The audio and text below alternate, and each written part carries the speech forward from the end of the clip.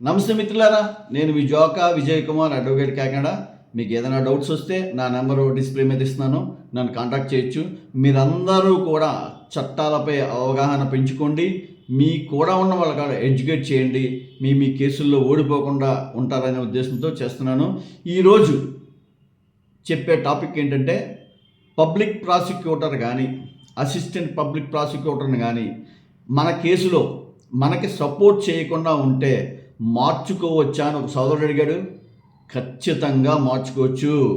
Public ప్రాసిక్యూటర్ని కానీ ఎందుకు నియమిస్తారంటే, ఒక బాధితుడు తన బాధని కోర్టుకి ఒక కరెక్ట్ వేలో చెప్పి మనల్ని బాధించిన వ్యక్తికి శిక్ష పడే విధంగా ఉండాలనే ఉద్దేశంతో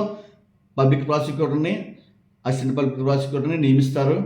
ఆ విధంగా మనం కోర్టులో సాక్ష్యం చెప్పడానికి వెళ్ళినప్పుడు మన దగ్గర కొన్ని ఆధారాలు ఏమైనా ఉండి, అంటే ఎదుటి వ్యక్తి మనల్ని గాయపరిచిన వ్యక్తి కానీ, లేకపోతే వరకట్న గట్లు మనల్ని హింసించిన మన వ్యక్తి కానీ, ఏమైనా ఆధారం అంటే ఫోటోలు కానీ వీడియోలు కానీ మనం పబ్లిక్ ప్రాసిక్యూటర్కి ఇచ్చి ఆయన దానిని కోర్టులో ప్రొడ్యూస్ చేయకపోతే, అంటే నేను ఉదాహరణ చెప్తున్నాను, అటువంటి ముఖ్యమైన సంఘటనలు ఏమైనా సరే పీపీ మీ దాన్ని కోర్టులో జడ్జి గారికి సమర్పించి మీకు సపోర్ట్ చేయకపోతే మీరు ఖచ్చితంగా ఆ పబ్లిక్ ప్రాసిక్యూటర్ మీద కానీ ఏపీపీ మీద కానీ డైరెక్టర్ ఆఫ్ ప్రాసిక్యూషన్స్కి, అయ్యా నేను ఇలా కేసులో పలానా బాధితుడిని లేదా బాధితురాలిని, నాకు మా పీపీ గారు నాకు సహకరించట్లేదు, నా దగ్గర ఉన్న ఎవిడెన్స్ని జడ్జి గారికి సమర్పించట్లేదు, లేదా నా కేసు విధానం వేరుగా ఉంది, నేను ఇది చెప్తుంటే పీపీ గారు వినిపించుకోవట్లేదు అని మీరు ఒక అర్జీ పత్రం రాసి డైరెక్టర్ ఆఫ్ ప్రాసిక్యూషన్ వారికి ఒక లెటర్ పెడితే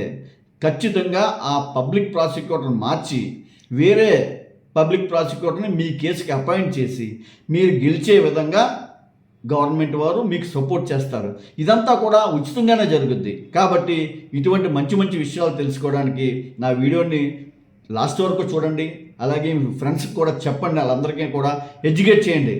చట్టాలపై అవగాహన కార్యక్రమం చెప్తూ నేను చేస్తాను ఇది. కాబట్టి దయచేసి నా నెంబర్ కూడా డిస్ప్లే మీద ఇస్తున్నాను.